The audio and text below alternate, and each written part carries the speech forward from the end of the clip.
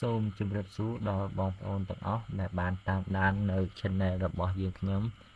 ថ្ងៃនេះផងដែរ channel របស់យើងខ្ញុំសូមនាំ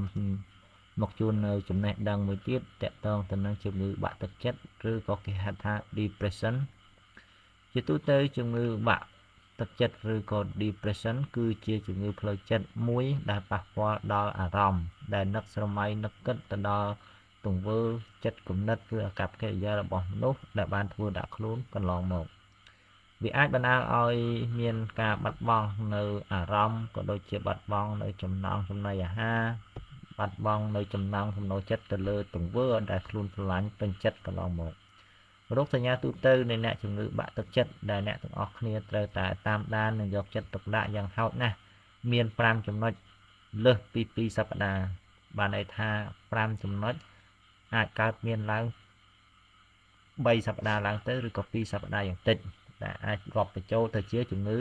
បាក់ទឹកចិត្តបើក្រៅពីនេះទេអត់ទាន់ជាជំងឺបាក់ទឹកចិត្តទេបាទ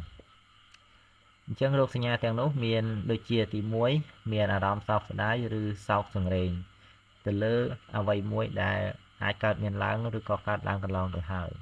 ទី2បាត់បង់ចំណូលចិត្តនៅក្នុងសកម្មភាពដែលធ្លាប់ចូលចិត្តឧទាហរណ៍បាត់បង់ចំណូលចិត្តទៅលើកីឡាជាដើមដោយសារតែបរាជ័យច្រើនដងពេកឬក៏ធ្វើមិនបានល្អទី3បញ្ហាដែលអាចកើតមានជាប្រចាំដូចជាគិតច្រើន stress ឈឺក្បាលជាប្រចាំគេងមិនលក់ឬក៏ដេកច្រើនខុសពីធម្មតាទី4មានអារម្មណ៍ថាធុញថប់តប់ប្រមល់ទល់ពធទោះបីជានៅកន្លែងសប្បាយយ៉ាងណាក៏ដោយទី5គឺខ្លាចក្នុងចំណោមមនុស្សច្រើនអ៊ូអរសប្បាយទី6មានអារម្មណ៍ថាខ្លួនគ្មានតម្លៃចំពោះអ្នកដទៃឬការងារទី7មានអារម្មណ៍ថាមានការលំបាកជាខ្លាំងនៅក្នុងការបដោតអារម្មណ៍ឬក៏សម្រេចចិត្តថាធ្វើអ្វីមួយឬក៏បំពេញការងារអ្វីមួយនិងជាចុងក្រោយមានគំនិតអំពីការស្លាប់ឬក៏នឹកឃើញតែ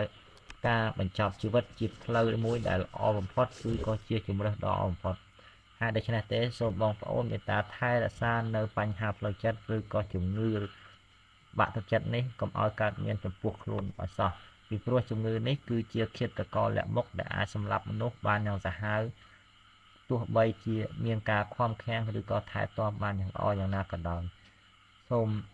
បញ្ចប់តែត្រឹមនេះប្រសិនបើបងប្អូនគិតថា channel របស់ខ្ញុំនាំមកជូននៅចំណេះដឹងល្អៗក៏ដូចជា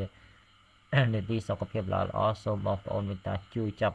Subscribe ឬក៏ចុចតាមដានដើម្បីទទួលបាននៅចំណេះដឹងឬក៏វីដេអូផ្សេងៗទៀតទាក់ទងទៅនឹងបញ្ហាសុខភាពសូមអរគុណសូមជម្រាបលា